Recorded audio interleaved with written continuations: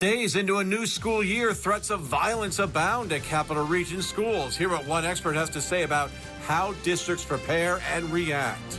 Plus, a crime crackdown putting cutting-edge technology on the forefront. Artificial intelligence in one city's surveillance system. Your outdoor living doesn't have to end with the end of summer. Why more people are taking advantage of the fall months. CBS 6 News starts now. Good evening. First tonight, a developing crisis in the classroom. 3 phone calls to a local school district in 24 hours, each of them threatening gun violence. Local, state, and federal authorities are, in the words of police, aggressively investigating the threats. This, as what should have been an exciting time early in the school year, is instead leading to fear and stress, especially given the deadly school shooting in Georgia last week. So CBS 6's JT Fetch is joining us live right now from Del Mar. He is outside Bethlehem Central High School with more on all this. Pretty scary for parents and students alike and teachers, everyone, I think, JT.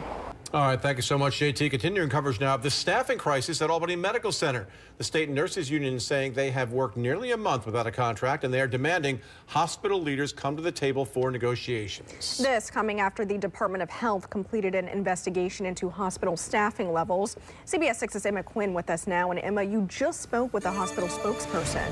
That's right, Imani. He tells me they have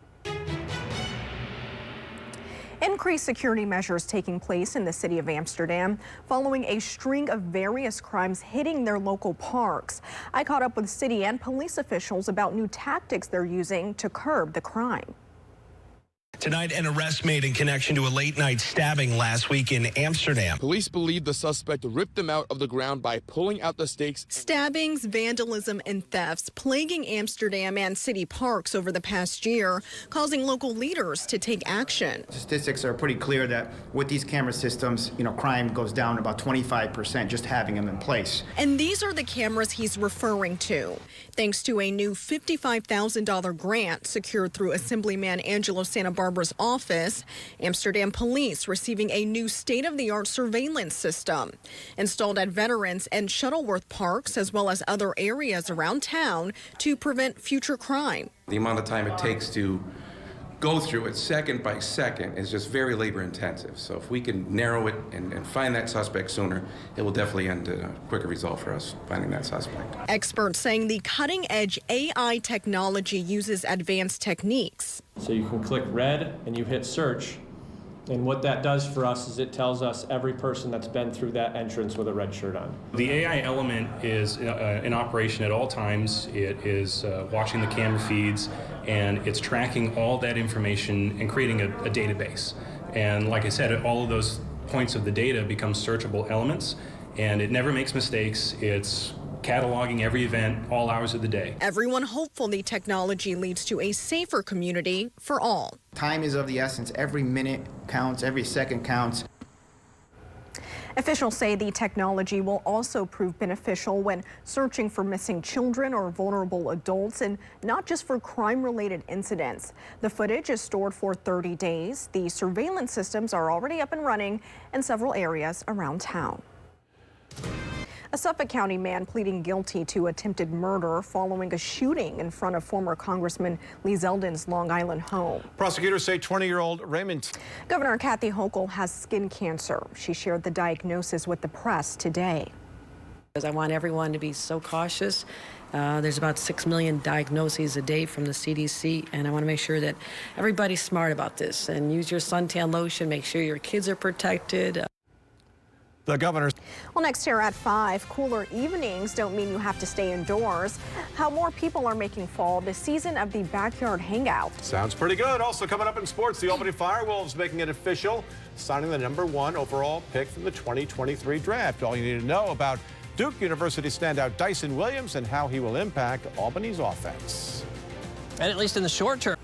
Summer has come and gone, and while that means our warmest days are most likely behind us, it doesn't mean that we don't have plenty of enjoyable weather left into the fall. That's right. In fact, fall has more people stretching their enjoyment of their outdoor living space longer into the year by enhancing that space with more things suited for fall. CBS 6's Craig Adams shows us some of those ideas. All right, all you really need to know is it's gorgeous out right now. It's going to be gorgeous out tomorrow and the next day and the next day. And more 80s on the way, which I love to hear. Yep, love it. Also on the way, sports. That's next, coming up at 5:30, though. New York State cracks down on license plate covers that make it hard or even impossible to read a plate. And CBS 6's Tom Eschen sits down with a long-term care advocate in the wake of a tense hearing on Capitol Hill over New York's COVID-19 nursing home policies. Also, firefighters protecting themselves from one danger, but putting themselves at risk for another. Harmful chemicals in their uniforms. All right, thank you so much, AJ. I am back here at 6 o'clock tonight. And coming up at 5:30, New York cracks down on license plate covers. Attempts to get out of red light camera tickets and tolls could leave you paying even more. And CBS 6's Tom Eschen in studio for a power and politics conversation. Essential care advocates say the state needs to step up 4 years after the COVID pandemic left nursing homes struggling. Tonight at 5:30, we're learning of more school threats. A 14-year-old charged in Saratoga County after Shin High School West received several threatening emails yesterday. And in Bethlehem, 3 threatening calls in just 24 hours. Bethlehem police increasing their presence at Central School District today. Police received a 3rd anonymous phone call yesterday threatening gun violence today at the middle and the high school. CBS 6's JT Fetch joining us now live at the high school with more tonight. JT.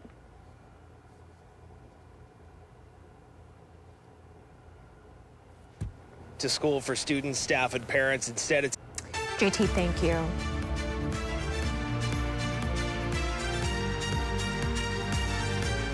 All new at 5:30, CBS 6 continues our weekly Power in Politics segment. Our Tom Eschen sitting down with Marcella Goheen, who cared for her husband in a New York nursing home during the pandemic. This just days after former Governor Cuomo's testimony over pandemic-era nursing home policies. They join us now live for tonight's segment, so good evening to you both. Thank you very much, Amani. Marcel, we really appreciate your time. A great partner. All right, thank you to you both. And don't forget, you can listen to our Power in Politics podcast every week. Scan the QR code on your screen and listen wherever you get your podcast. Former President Donald Trump's gag order in his hush money case will remain in place. A New York appeals court declined to take up the case, rejecting 2 attempts from his team to lift the gag order. The gag order prevents Trump from publicly discussing any specific prosecutor, court staffer, or their family members related to his criminal conviction in New York. Donald Trump's attorneys challenged both the initial gag order and the modified gag order. Earlier this year, the former president was convicted of 34 counts of falsifying business records related to hush money payments to adult film star Stormy Daniels. Sentencing in the case is delayed until November. Still to come and all new at 5:30, renewed concerns when it comes to firefighting. In tonight's Spotlight on America, we share the efforts being made to tackle PFAS in their uniforms. Plus, cracking down on license plate covers, how New York State Police are expanding punishments for those using the covers to escape red light cameras and tolls. Firefighters face known hazards at every scene, but there's an invisible and potentially deadly threat on their person every time they respond. Firefighting gear is made with cancer-causing PFAS, and mounting science is proving the danger. Now, alternatives are being rolled out, but as national investigative correspondent Lisa Fletcher reports, political and industry roadblocks could keep them out of the hands of the responders who need them. When you look at firefighting, even with the increase in cloud cover, it looks like just an incredible run of days here. Amani. It really does, Steve. Thank you. Coming up at 6 tonight on CBS 6, staying outdoors this year doesn't have to stop as summer comes to a close. How people are taking advantage of outdoor living in the fall. The mayor of Troy officially appointing new members to the city's planning commission. It was a controversial decision by the mayor after she announced wanting to abolish the current commission and appoint new members she picks. CBS 6's Ashley Kusakonki has the story. City of Troy's A new law in New York State is targeting so-called ghost license plates, covered or obstructed plates used to avoid paying tolls and red light camera tickets. As of September 1st, it's illegal to buy or sell these plate coverings in the state, with fines increasing by 500%. CBS 6's Sam Israel has more. Obstructed license plate, CBS 6 News. Still to come tonight, John Bon Jovi being called a hero. We have a closer look at the moment he appears to keep a woman from walking off of a bridge.